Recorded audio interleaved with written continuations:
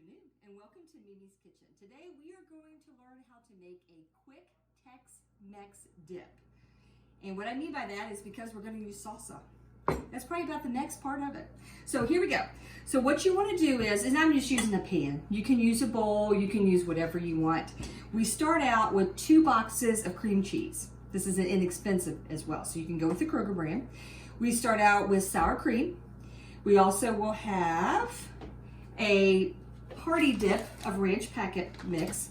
The cheese, I did get 4 cups. You can use 2, you can use 4. Again, as you mix it up, you can do your preference of consistency. And then we also have, that is it, 5 items. We'll leave the chips for last. So what you want to do is you want to start out by softening your cream cheese at room temperature. And that is key because we are going to use a mixer, but to get this out of here, it's better if it's a little softer. So please do pardon my time on that. As I said again, it's better to have that out in at room temperature. Now on the salsa, you can do a preference of hot salsa, medium salsa. I prefer salsa, it's a little thicker. You can use sauce if you like.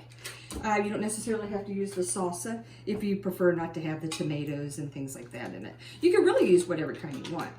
But I try to go with just a medium, especially if you're having a small gathering of people. Yeah, really 8 ounces is technically the called for amount on this, but been making it for so long, it's kind of like you just use your personal preference.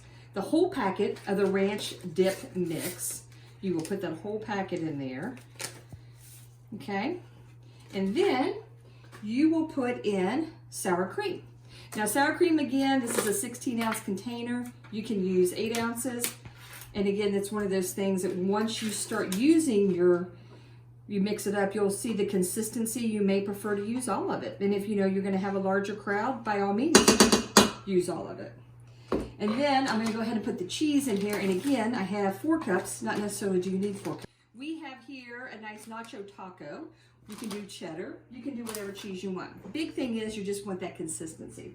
So once we have all that in our pan or our bowl, what have you, you want to go ahead and get your mixer. We have learned, you can do this by hand if you so desire, but using a mixer is quite quicker and it really gets the cream cheese good and mixed up. Now you want your consistency to be the type of kind of like a nice mashed potato, if that's, if you will. So again, use your judgment. For right now, I can see by the way I'm mixing this needs more salsa because you won't want the dip to be too thick to break your chip, because if your chip breaks, then it's no fun. That's just my little added sense of whatever there. But so I'm gonna go ahead and do the whole, I actually did the whole 16 ounces here of the salsa. And again, play with it. It's not, you know, again, it's not anything that matters. It's a simple dip.